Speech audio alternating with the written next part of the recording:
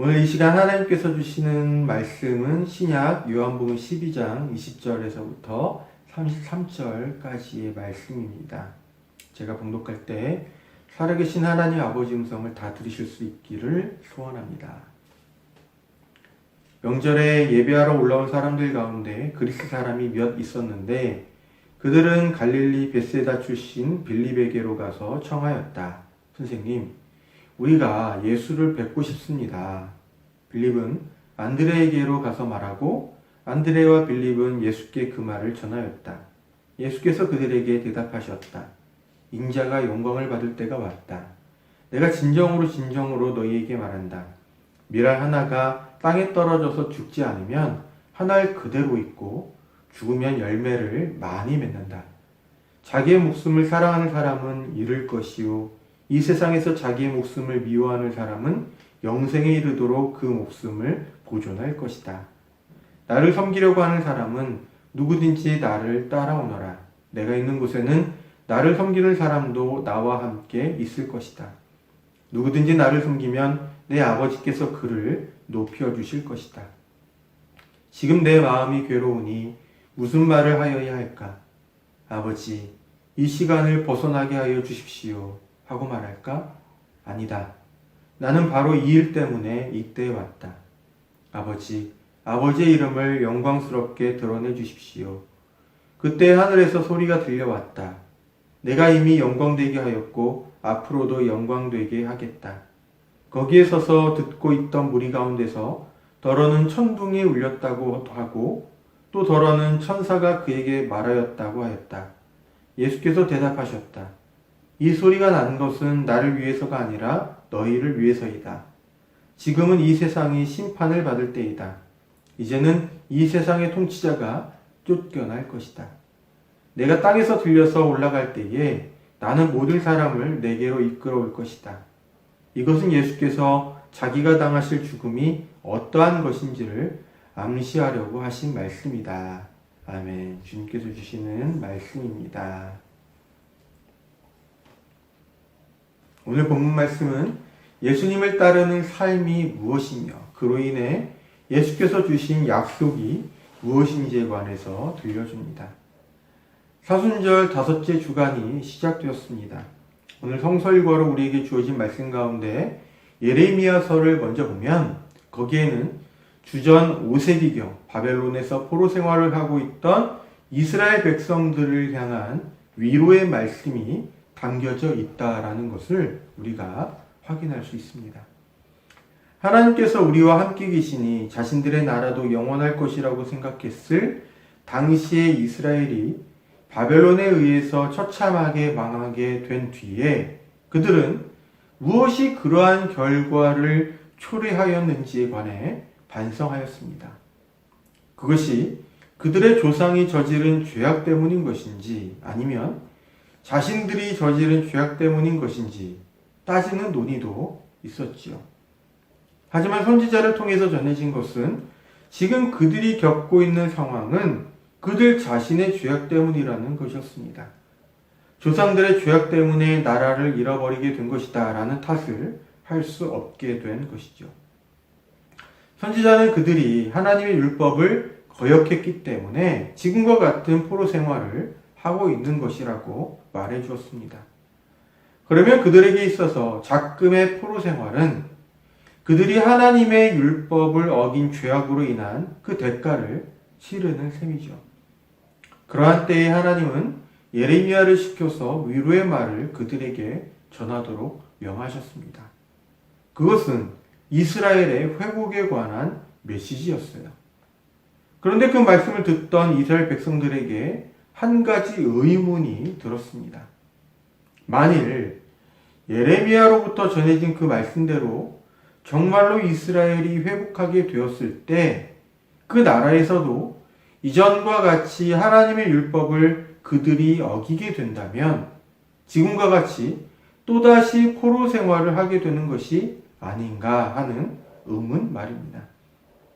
예레미야서의 본문은 바로 그러한 의문을 가졌을 사람들을 향해 이렇게 말씀합니다. 그날 내가 이스라엘 가문과 맺을 계약이란 그들의 가슴에 새겨줄 내 법을 말한다. 내가 분명히 말해둔다. 그 마음에 내 법을 새겨주어 나는 그들의 하느님이 되고 그들은 내 백성이 될 것이다. 지금까지 이스라엘 백성들에게 있어서 하나님의 율법은 모세가 시내산에서 받았다고 하는 돌판에 새겨져서 솔로몬이 지은 성전에 고이 모셔져 있었습니다. 그렇기 때문에 그 내용에 대해서는 대제사장이나 서기관과 같은 사람들에 의해서 들려줘야만 그들이 알 수 있었죠. 이런 측면에서 보면 이스라엘 백성에게 하나님의 율법은 가까이 있지 않았다고도 말할 수 있습니다. 그 내용을 들려줬을 때 잘 기억하고 있어야 하는 것이었으니 말이죠. 그런데 지금 예레미야를 통해 전달된 말씀에는 이제 하나님께서 그 율법을 돌판이 아니라 각 사람의 마음에 새겨주시겠다라고 하시니 모든 이들이 하나님의 율법을 그 마음에 품게 되는 셈입니다. 하나님은 바로 그러한 날이 이스라엘 백성에게 찾아오게 될 것이라고 말씀하고 계시는 것입니다. 하나님의 율법이 마음에 새겨져 있으니 누구나 그 마음에 새겨진 하나님의 율법에 귀를 기울이면 하나님이 어떤 분이신지 또 무엇을 기뻐하시는지를 느낄 수 있을 것입니다. 그리고 그것을 성령께서 깨닫게 하여 주시고 사람이 그것에 따라서 살아갈 수 있도록 인도하여 주시는 것이죠. 하지만 사람의 마음에는 하나님의 율법만이 있는 것은 아닙니다. 이 세상이라는 현실을 살아가다 보면 온갖 것들이 다 들어와서 어성치는 것이 또한 사람의 마음판이니까요. 오늘 우리가 선택한 복음서에는 한편으로는 고난을 피하고 싶은 의지와 다른 한편으로는 그럼에도 하나님께서 기대하시는 길을 가고자 하는 의지, 이 둘 사이에서 결단을 내리시는 예수님의 모습을 소개합니다. 사실 우리 마음 안에 하나님의 율법이 새겨져 있고 또 그것을 성령께서 일깨워 주시고 그렇게 살도록 인도하신다고 해도 그것을 가로막는 수많은 또 다른 세상의 것들이 우리 마음에 존재하기 때문에 우리는 그 안에서 숱한 씨름을 치르곤 합니다. 개인적으로는 본문의 예수님께도 그러한 씨름이 한 차례 있었던 것이라고 생각합니다. 그러면 이제 본문의 내용으로 들어가 보죠. 6월절이 되면서 예수님이 이럴 뿐 아니라 전국 각지에서 심지어 해외에서도 예루살렘으로 사람들이 모여들었습니다. 그때 예루살렘에 온 사람들 중에 비유대인들도 있었는데 그들이 예수님을 만나 뵙고자 청하였습니다. 어쩌면 예수님께서 예루살렘에서 하셨던 행동이나 그분의 비범한 가르침 때문에 그들도 예수님을 한번 만나보고자 하는 마음이 들었을지도 모릅니다. 제자를 통해서 전해들은 이 요청을 두고 예수님은 당신의 때가 되었다는 것을 직감하셨습니다. 여기에서 당신의 때라는 것은 곧 고난을 받으시고 죽으시는 때를 가리킵니다. 어쩌면 이스라엘의 종교와 또 정치의 심장부와도 같았던 이 예루살렘에서 그곳의 권력자들에게 미운 털이 박혀 있던 차였는데 민중들의 지지뿐만 아니라 심지어 해외에서 온 외국인들까지도 예수님에 대해 관심을 보이고 있으니 권력자들의 입장에서 보면 예수님을 하루빨리 제거해야 하는 것이었을 테고 역시 그것에 대해서도 예수님은 짐작하셨을 것이니 그래서 당신의 때가 이르렀다라고 말씀하신 것일 수도 있습니다. 아무튼 그렇다면 이제 정말로 예수님 앞에 놓인 것은 두 갈래 길이 되는 것입니다. 하나는 어서 그 죽음의 장소에서 도망쳐 나오는 것이고 다른 하나는 그대로 직진하는 것입니다. 그런데 예수님의 말씀을 보면 예수님의 의지가 어느 쪽에 있는지를 우리가 확인할 수 있습니다. 예수님은 이렇게 말씀하셨습니다. 인자가 영광을 받을 때가 왔다. 내가 진정으로 너희에게 말한다. 밀알 하나가 땅에 떨어져서 죽지 않으면 한 알 그대로 있고 죽으며 열매를 많이 맺는다. 영광을 받을 때를 말씀하시면서 땅 속에서 죽어서 열매를 맺게 하는 미랄 이야기를 덧붙여 하셨습니다. 이 말씀은 그때까지도 제자들이 그리고 예수님을 따랐던 수많은 민중들이 예수님께 기대하던 영광스러운 길, 다시 말해서 군사들을 동원해서 혁명을 일으키고 그렇게 해서 이스라엘의 집권자들과 그 뒤를 봐주는 로마를 몰아내는 길에 대한 것이 아닙니다. 만일 그러한 방식의 영광스러운 길이었다면 구태여 땅 속에서 죽어서 열매를 맺게 하는 미랄, 이것에 관한 이야기를 덧붙이실 이유가 없지요. 예수님의 그 말씀은 그 뒤에 이어져 나오는 말씀에 의해서 더욱 구체화됩니다. 자기의 목숨을 사랑하는 사람은 잃을 것이요 이 세상에서 자기의 목숨을 미워하는 사람은 영생에 이르도록 그 목숨을 보존할 것이다. 이제야 예수께서 말씀하시는 영광을 받을 때라는 것과 그분께서 앞으로 가실 길이 어디로 향하는 것인지가 명확해집니다. 목숨을 내어놓는 길이라는 것이죠. 예수님은 그분의 목숨을 노리는 자들에게 당신의 목숨을 내어놓는 길이 곧 영광스러운 길이며 도리어 생명을 얻는 길이라는 것을 알고 계셨습니다. 바로 그러한 암과 믿음이 그분께 있었기 때문에 죽음으로 향하는 길을 선택하고자 하셨던 것이죠. 또한 예수님은 잘 알고 계셨습니다. 그렇게 하면 하나님께서 그를 높여주실 것이라고 말입니다. 그것이 곧 하나님께서 그분에게 주실 영광이라는 것이고요. 본문에는 없지만 구체적으로 말하면 그것은 죽음을 이기신 부활의 영광입니다.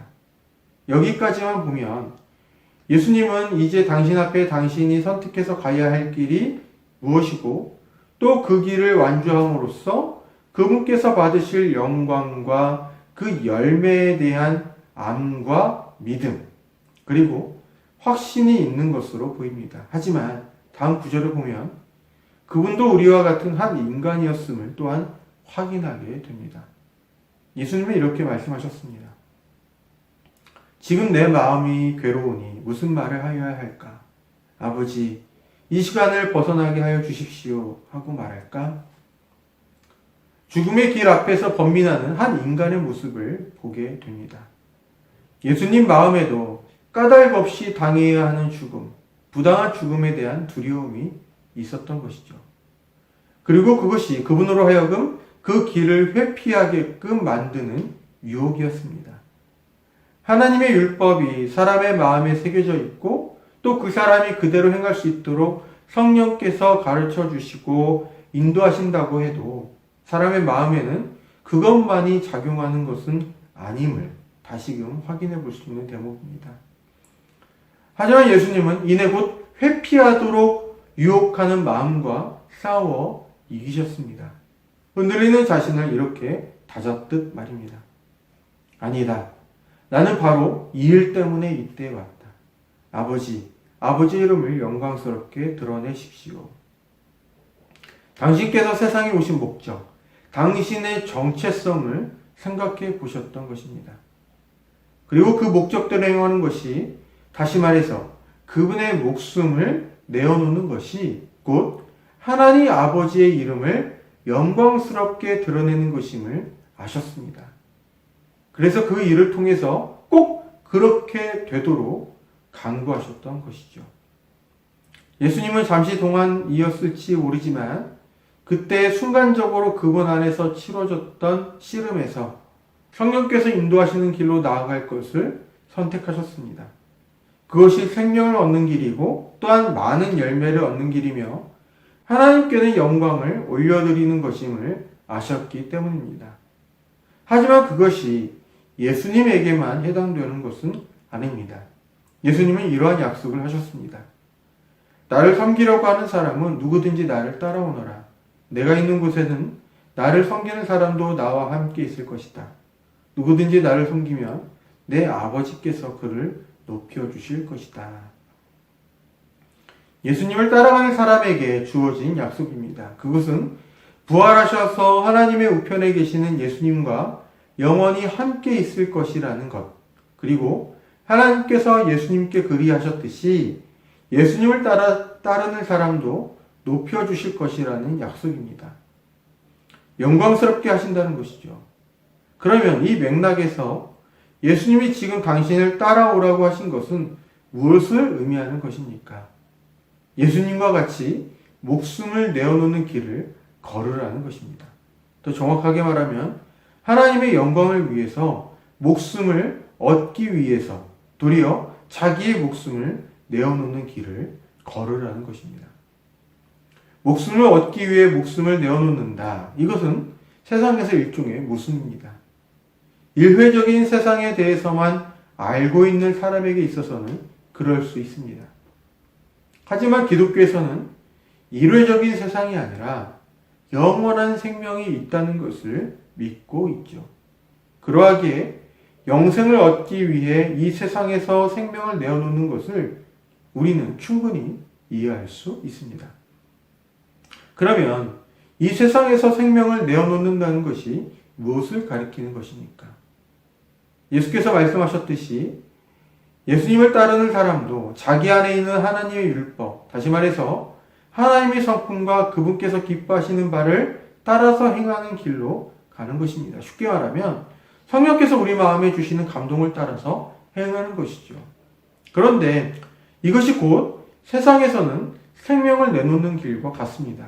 왜냐하면 세상은 자기의 이익을 따라서 자기 살기 위한 투쟁의 장이기 때문입니다. 자기 이익을 따라서 자기 살기 위한 투쟁의 장에서 하나님은 이웃을 사랑하는 일, 다른 이를 구하기 위해 나의 생명을 내어놓는 길, 이와 같은 이타적인 일들을 기대하시기 때문에 이러한 하나님의 기대를 따라서 행하는 것은 자기 생명을 내어놓는 일과 다름없는 것이죠. 그래서 그렇게 행하려고 할 때마다 우리는 두려움에 빠집니다. 근본적으로는 죽음으로부터 오는 두려움입니다. 그 두려움이 우리의 마음을 지배하면 우리는 마치 이 세상이 유일회적이고 그 너머에는 영원한 생명이 있다는 것을 새까맣게 망각해 버립니다. 예수님으로부터 이미 심판을 받은 세력, 다시 말해서 죽음이라는 권력을 휘둘러서 사람들의 마음을 쥐락펴락하는 영적인 세력들이 이미 예수님의 부활로 인해 심판받았음에도 불구하고 죽음의 두려움은 우리로 하여금 자기 이익을 추구하게 하고 자기 살기 위한 투쟁에서 승리하도록 채찍질하고 있습니다. 하지만 오늘 본문도 분명히 말씀합니다. 예수님으로 인해서 이 세상의 통치자가 쫓겨날 것이라고 말이죠. 근래에 세계적으로 이슈가 되는 사건이 벌어지고 있습니다. 미얀마의 군부 쿠데타가 그것이죠.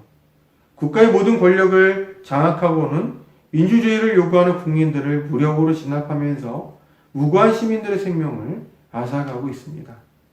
미얀마의 군부 세력이 이토록 무자비하게 미얀마 국민들의 생명을 빼앗는 그 저변을 들어보면 자기 살기, 자기 이익을 향한 무한한 추구 때문일 것입니다.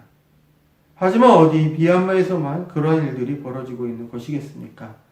우리 사회 안에서도 미시적으로 그리고 일상적으로 자기 이익의 욕구와 이타심의 추구가 서로 충돌하는 사례들이 많이 있습니다. 그러한 곳에서 살아가는 우리들에게 본문은 권면합니다. 죽음을 무기 삼아서 자기 살기만을 추구하고 자기 이익을 추구하도록 부추기는 이 세상의 악한 권세에 편승하지 말라고 말입니다. 예수께서 부활하심으로 승리하셨고 그로 인해 영원한 생명의 세계가 있음을 계시하여 주셨으니 그 세계에 합당한 삶을 살아가야 할 것입니다. 하나님께서 우리 마음에 새겨주신 율법을 경청하여 하나님의 성품과 하나님께서 기대하시는 바를 따라 살아가는 것이 비록 한 알의 밀알이 땅에 떨어져 썩는 것처럼 보일지라도 그것이 결국에는 많은 열매를 맺듯이 장차 우리에게도 영원한 생명과 영광이 있을 것임을 알고 또한 힘써 믿어야 할 것입니다. 죽어야 사는 길, 예수 따름의 길의 의미를 다시금 생각해보는 한 주간이 되기를 빕니다. 기도하겠습니다. 하나님 아버지, 예수께서 생명을 내어주심으로써 우리의 영광과 생명을 누리게 되었음을 다시금 확인하였습니다. 또한 그로 인하여 예수님을 따르는 모든 이들에게도 그와 같은 복이 있다는 것도 확인하였습니다. 주님, 영원한 생명과 하나님께서 영광을 주실 그날을 생각하는 감각을 저희가 잃어버리지 않도록 지켜주십시오. 자기를 부인하여 타자를 위해 사는 삶이 또한 그것과 멀지 않음을 알고 힘써 지킬 수 있도록 도와주십시오.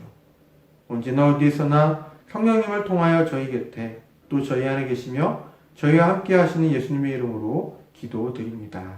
아멘.